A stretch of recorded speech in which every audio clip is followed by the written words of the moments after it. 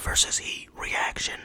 And I also have some gameplay. I'm gonna have a Celtics Heat gameplay in the background, 2K. So you get the reaction plus some 2K content in the same video, you feel me? And I did edit the rosters to make Jimmy Butler OP. I increased his overall to like a 97. I boosted Jamal Murray's rating. So basically I just updated the players' ratings myself to be more accurate. Like I made Jimmy Butler like a 97, I believe. But yeah, man, we got a lot to get into. Check this timestamps in the description to see different topics. And look at this beautiful presentation right here. But before we discuss Game 4, because I can't just come in here and talk about the Celtics winning, like the Celtics didn't drop 3 straight in a row. That would be disingenuous. That would be cap. And I am putting Jason Tatum on Jimmy Butler, unlike our coach who finally decided to do that in Game 4, in an elimination game, whatever. But games 1 through 3, let me start off by saying this. The Celtics should have been embarrassed the way they did that. Now, did I expect them to lose one at home? Absolutely, because we're incredibly mid at home. I think we were 6-6 in the playoffs last year, and that's when we went to the finals. This year we're even worse. We're 4-5.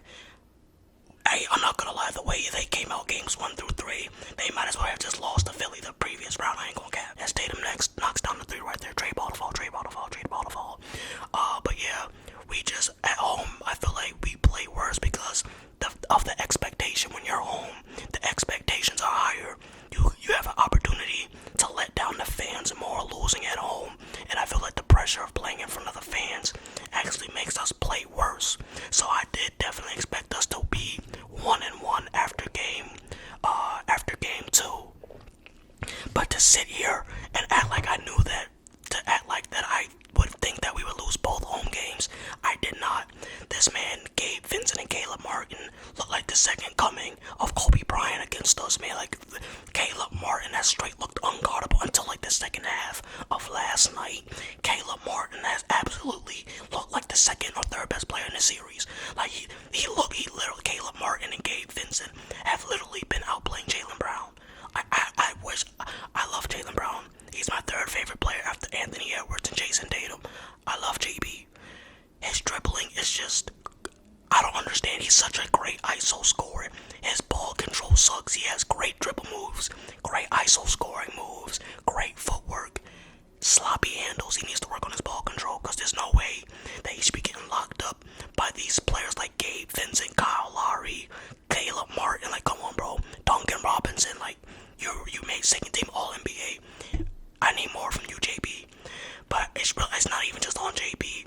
It's just been that the Celtics are at their best when their defense leads to their offense. It starts with them defensively. That's how we got the victory in Game 4. It starts with our defensive intensity. Our shots are gonna go in. Eventually, we have Jason Tatum and Jaylen Brown. The offense at some point is gonna come. We have to lock down on the defensive end and make a commitment early to make our rotations properly, to hustle hard, put Jason Tatum on Jimmy Butler the whole game, and to get back out on shooters, and that's what we did. We did an excellent job rotating and getting out on shooters in Game 4, but that's something that we haven't done up until Game 4. Like I said, 1 through 3, we were not getting out on shooters. Caleb Martin was doing anything he wanted. Gabe Vincent was getting continuous triple penetration on Marcus Smart in our defense. Yo, I swear, Marcus Smart is the fakest defensive player of the year I've ever seen. This man has yet to lock up an opposing point guard. This man was getting dropped off by Gabe Vincent all series up until yesterday, up until last night. This man, Marcus Smart, was getting dropped off by an undrafted player, bro.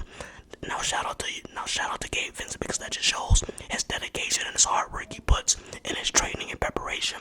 And the Celtics may have taken him lightly. I don't know why would we do that. Since we have ran into them twice in the conference finals already, so we already know how well coached they are, and how relentless Jimmy Butler and Bam Adebayo is. I'm gonna say this about Bam as well. I know I'm kind of all over the place right now. I'm just like ranting and just reacting right now. Bam Adebayo, this is the best I've seen Adebayo play against us. This is the most I've seen his consistent. I've seen his mid-range look against us in the conference finals. So credit to Bam, but man, Jay, like I said, there's no way that these undrafted players and these non-defensive guards should be able to guard Jaylen Brown the way that they're doing. Even though I know they're really poised and they play with a lot of confidence, there's know I can't give Tatum a pass either, because even though I think Tatum has pretty much played up to my expectation of him. I know there's going to be a couple fourth quarters where he does absolutely nothing. I know there's going to be a game where he scores under 20, but for the most part he's played well. Like he's averaging about 30. He's doing an amazing job grabbing boards. His defense has been I shouldn't say his defense has been fantastic, because nobody on the Celtics defense has been fantastic until game 4. But I would say he's playing up to par for what I expected JT to do. I actually need him to take it to another gear if you want to actually make this an interesting series, which I think we will rather. And that leads me to my next topic. How far do I think the Celtics can go? Do I think they can complete the comeback? You guys are probably asking me or wondering what are my thoughts on that. And my answer to this is I think we're going to lose in 6. I think we win back in game 5 at home just based off momentum and the fact that we already lost to it in the Garden. There's no way we can lose 3 in a row. Come on, man. That's embarrassing. We didn't let Philly do it. We can't let Jimmy Butler do it, so I think we win. Game 6 is tricky. That's going to be the game 7. Game 6 is the do or die for both teams. Obviously, the Celtics, if they lose, they're eliminated. But whoever wins that game, I think it's going to go to the finals. So I think it's going to go 6. And I think Jimmy Butler's going to find a way to get it done. I just think when it comes to playoffs, it's more than about talent. Talent only takes you so far. It's about determination, clutchness, and leadership. That's what it's all about. It's about the full package. Because Tatum and Brown have been the most talented duo for a minute. Well, maybe not for a minute, but they've been at least the most talented duo in the Eastern Conference. Now, if you want to debate LeBron and AD are a better duo, fully healthy, I'm not going to argue with you. Or even Kawhi and Paul George, I think we're better than them, because I just trust Jaylen Brown more than Paul George, even though he's having a sloppy series. Oh, and my one quick thing before we discuss Game 4 and what the Celtics need to do to win the next game and to win the series.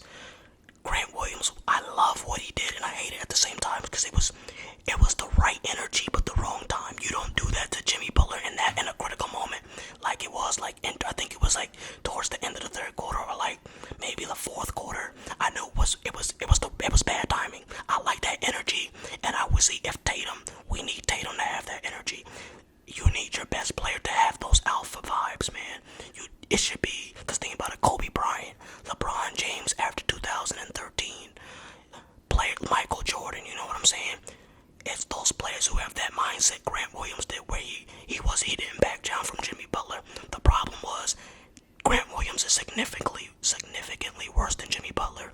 He can't consistently back up his trash talking, especially to a player of Jimmy Butler's caliber. I need Tatum to get that energy, or Jaylen Brown at the very least. See, Celtics fans, we already know Jaylen Brown has that energy. And could you imagine how TD Garden would erupt if Jason Tatum, as quiet and non-confrontational as he is, if he had gotten Jimmy Butler's face? Because Jason Tatum has the ability to back it up. He has the talent to do it. He's just not like that. That's the problem. And that's what I think the Celtics are missing. I don't think the Celtics are gonna go. They're not gonna win a championship or get over the hump until Tatum becomes the leader, the clear leader, or at least Jaylen Brown. Right now it's Marcus Smart, and that's why Marcus Smart always gives the ball in the clutch moments. And a lot of Celtics fans, and probably NBA fans, are wondering how come in clutch situations it seems like Marcus Smart always has the ball. It makes sense because he's clearly the team leader, and he dictates unless Jason Tatum brings the ball up the court on a specific possession. Marcus Smart is in control of who gets the ball, who shoots it, and when they get it. But real quickly, let's talk about what the Celtics need to do to win Game 4. Win Game 5 and to win the series. Absolutely leave Jason Tatum on Jimmy Butler. Let Jason Tatum follow Jimmy Butler the entire series. Don't switch. I would not put any guards shorter than 5'5" on Jimmy. I said 5'5". I wouldn't put anybody 6'5" or shorter on him. The only players that should be guarding him are Jason Tatum, Jaylen Brown, and maybe Malcolm Brogdon. Michael Brogdon is like 6'4.5". He's big body and he's strong, and I've seen him guard him well a couple of times. But nobody really besides Tatum and Brown should be guarding Jimmy Butler. And then Jason Tatum and JB have to show up in the 4th quarter, man, and really the second halves, because we had really bad 3rd quarters. So we need our duo to show up in the biggest moments of the games. I think the Celtics are going to get defeated in 6. We potentially could force a Game 7 if Tatum drops 40.